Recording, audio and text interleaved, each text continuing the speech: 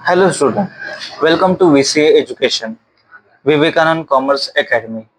ये हमारा जो है वो 11th का जो इकोनॉमिक सब्जेक्ट है उसका आज लेक्चर नंबर 2 है। हमने लेक्चर नंबर 1 में बहुत सारी चीजें जैसे माइक्रो इकोनॉमिक्स में हमने वांट देखा, देन उसके बाद में उसकी क्लासिफिकेशन देखे, फीचर्स देखे, वैल्यू देखे, गुड्स एंड सर्विस देखे, यूटिलिटी के बारे में देखा।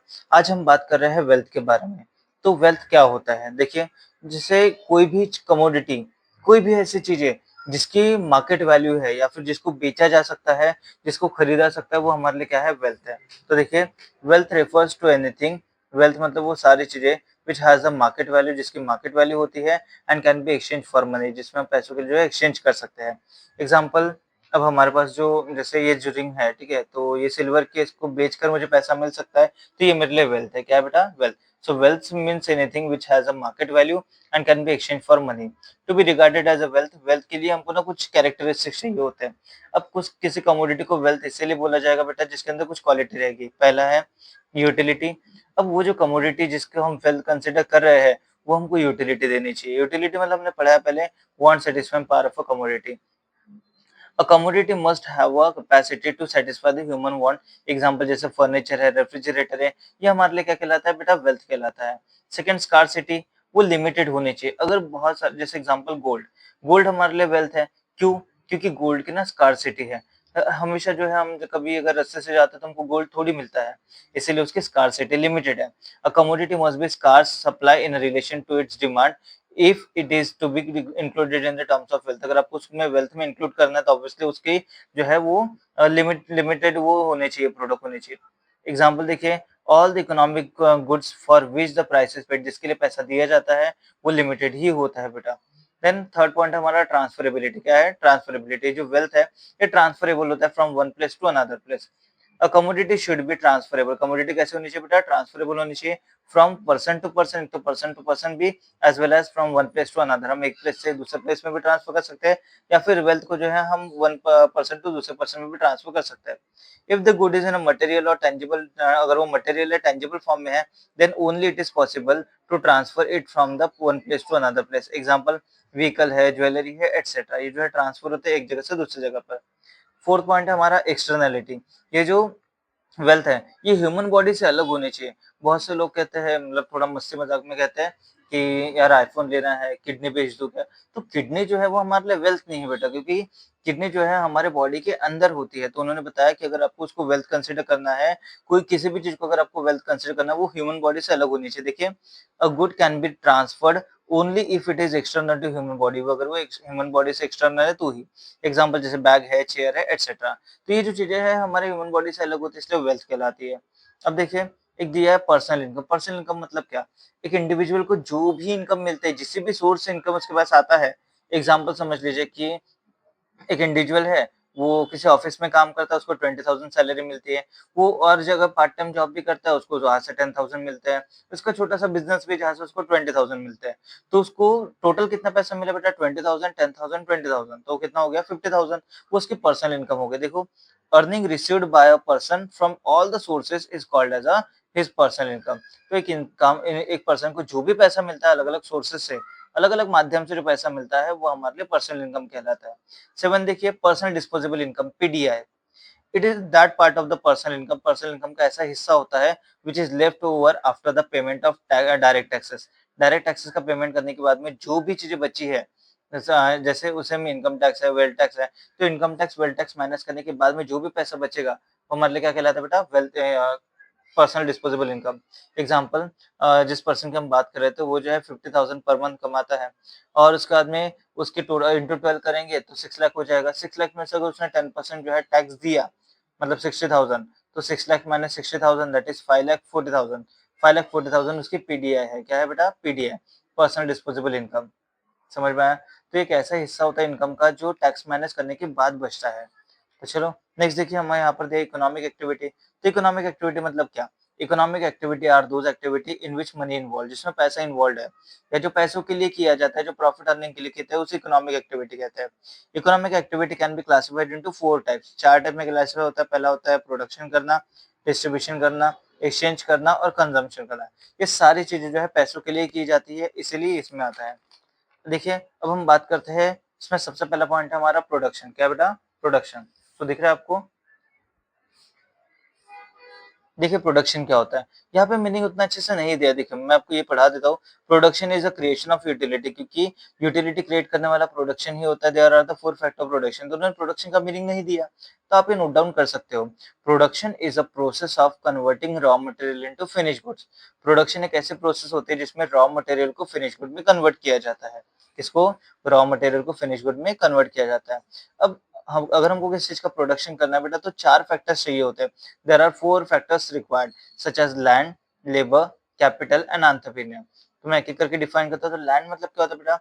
लैंड जो है ये एक नेचुरल फैक्ट ऑफ प्रोडक्शन है। क्या है? नेचुरल। देखो वैसे उन्होंने बताया कि लैंड जो इकोनॉमिक्स में एक वाइड टर्म है, बहुत बड़ी टर्म है, लेकिन it is a natural factor. ये नेचुरल फैक्टर बेटा ये हमको गॉड गिफ्टेड मिला है, क्योंकि किसी भी चीज को प्रोडक्शन करने के लिए हमको लैंड की जरूरत पड़ेगी। और कोई भी ऐसे रिसोर्सेज जो हमको लैंड के ऊपर, है ना, और मतलब लैंड पर, सतह पर, लैंड के ऊपर, लैंड के नीचे जो भी हमको चीजें मिलती है वो हमारे लिए जो है रिसोर्सेज कहलाते हैं।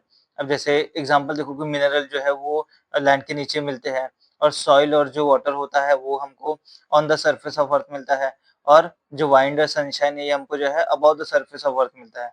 और लैंड को हम रेंट देते हैं रिटर्न में। क्या देते हैं बेटा? रेंट। किसी के भी हम लैंड यूज करते हैं तो हमको उसमें रेंट देना पड़ता है। अब हम बात करते हैं लेबर के बारे में। देखिए labour is a human factor of production. Labour जो है हमारा ह्यूमन फैक्टर ऑफ प्रोडक्शन होता है, क्योंकि ये इंसान काम करेगा तब जाकर प्रोडक्शन होगा। Any physical or mental efforts undergone during the process of production to earn the reward of wages। Obviously वो wages earn करने के लिए जो मजदूर होता है उसे मजूरी मिलते हैं। तो जो मजदूर जो है वो मजूरी के लिए जो भी अपने मेहनत एफर्ट, देखो फिजिकल एफर्ट लगाता है, मेंटल एफर्ट लगाता है, तो उसे जो है लेबर कहा जाता है। देखिए एग्जाम्पल दिया उन्होंने, कारपेंटर हो, अकाउंटेंट हो, इंजीनियर हो, ये भी जो है लेबर में ही आते हैं।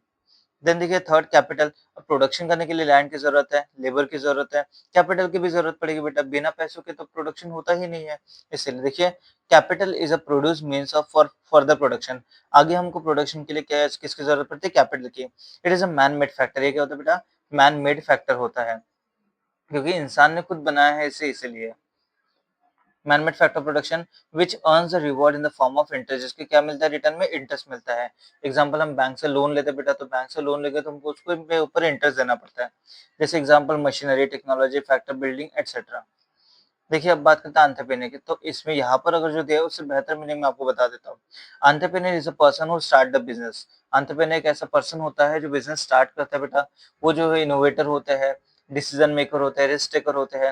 ये होता है हमारे एंटरप्रेन्योर का मीनिंग। एंटरप्रेन्योर्स को जो है बेटा प्रॉफिट मिलता है। क्या मिलता है? प्रॉफिट रिटर्न में। जब वो इतनी मेहनत करते हैं तो उनको रिटर्न में जो है प्रॉफिट दिया जाता है। देखो अभी इकोनॉमिक एक्टिविटी में हमारा प्रोडक्शन हो गया, डिस्ट्रीब्यूशन चालू करते हैं अभी। डिस्ट्रीब्यूशन मतलब क्या? जो भी हमने फैक्टर ऑफ प्रोडक्शन से काम करवाया है, हमको उनको कुछ रिटर्न देना पड़ेगा। देखिए it is division of factor reward among the different segment of the society. Factors of production claims their reward in the form of rent, wages, interest and profit. हम उनको रिटर्न में क्या देते हैं? रेंट, वेजेस, इंटरेस्ट, प्रॉफिट देते हैं through the process of distribution, distribution के process में।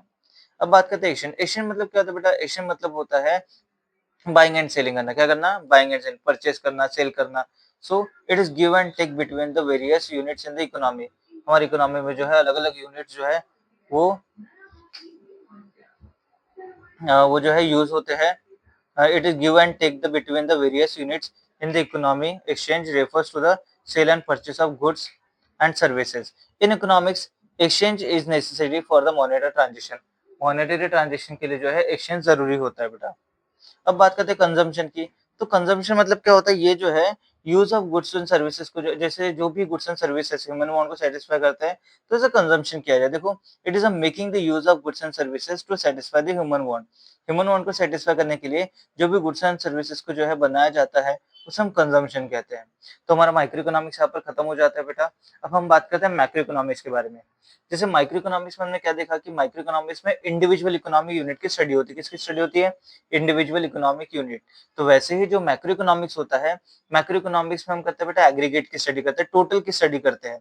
माइक्रो इकोनॉमिक्स में हम जो है स्लाइसिंग मेथड यूज करते हैं, तो जो मैक्रो इकोनॉमिक्स में लंपिंग मेथड यूज करते हैं। एक डेफिनेशन जो है हमको प्रोफेसर कार्ल शेपिरो ने दी है।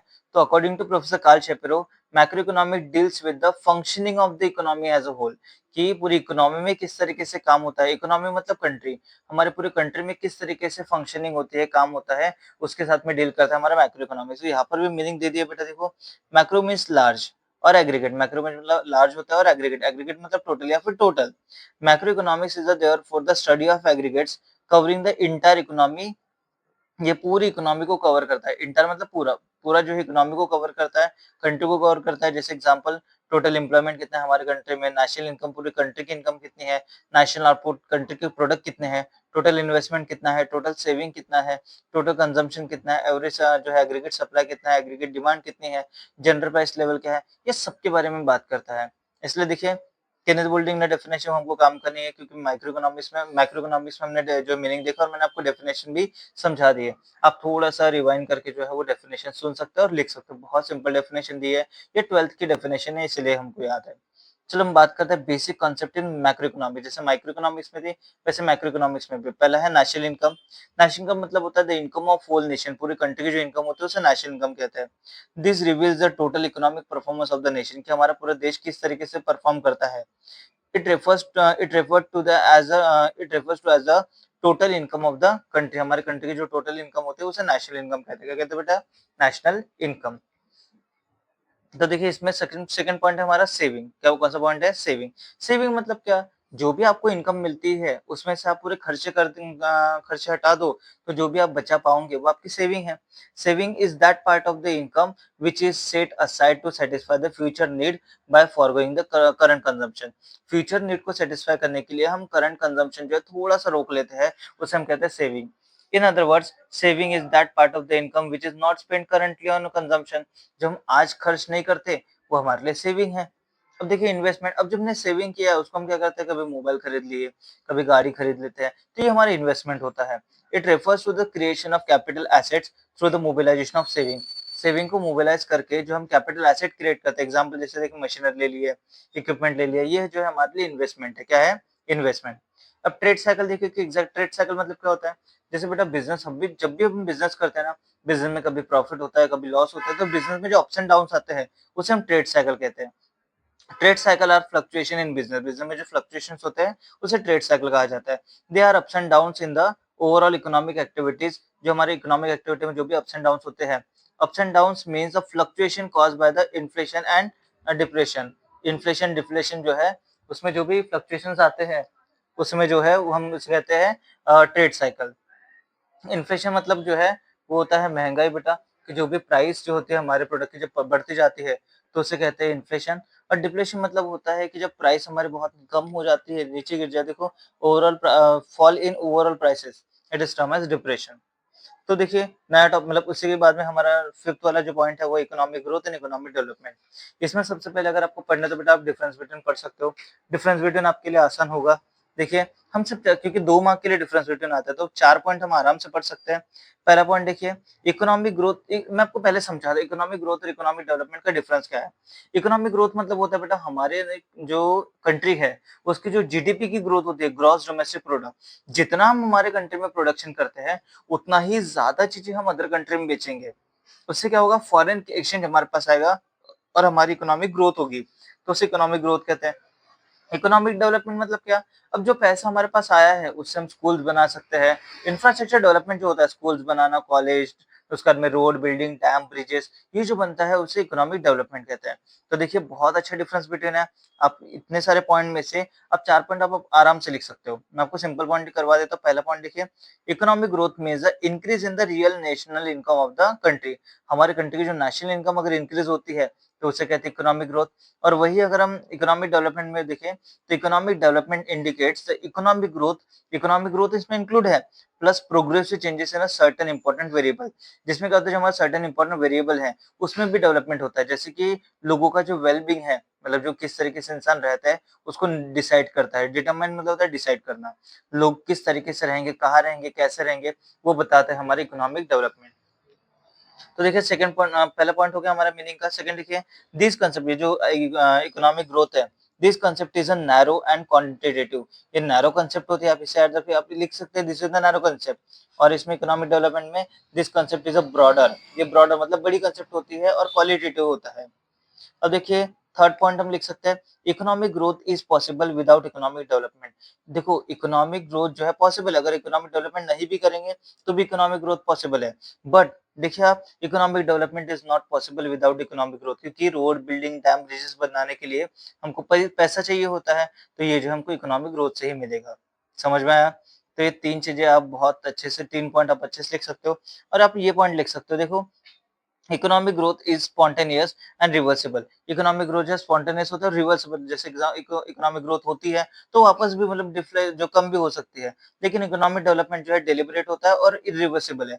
हम वापस, जैसे हमने बिल्डिंग्स वगैरह बनाई है, तो ऐसा नहीं कि सब कुछ टूटने वाला है एकदम से, ऐसा नहीं होता। So these are the difference between economic growth and economic development. Micro macro का भी डिफरेंस बहुत आसान है। देखिए पहला पॉइंट आप लिख सकते हो, micro economics is the study of individual economic unit, और macro economics is the study of aggregates units. ठीक है, या एग्रीगेट्स भी लिख सकते हो। Second point, it is also known as price theory. Micro economics में it is also known as price theory, और मैक्रो में it is also known as income theory. और एक मेथड वाला लिख सकते हैं point, micro economics uses slicing method, macro economics uses lumping method. तो बेटा आज जो है हमारा ये जो चैप्टर है, chapter number first, basic concept in economics, वो खत्म हो जाता है। मैंने इसके ऊपर 2 लेक्चर्स बनाए हैं, लेक्चर 1, लेक्चर 2। तो आप एक बार फिर से, जब भी आपकी एग्जाम होता है तो एक बार पढ़ लीजिएगा, आपको बहुत आसान तरीके से समझ जाएगा। सो अगर आपको ये वीडियो पसंद आता है बेटा, तो लाइक कर लीजिए हमारे वीडियो को, शेयर कीजिएगा और सब्सक्राइब ज़रूर कीजिएगा। बिना सब्सक्रिप्शन के जाना नहीं है, सब्सक्राइब किए जाना ही नहीं है बिल्कुल, ठीक है? So thank you so much बेटा। All the best.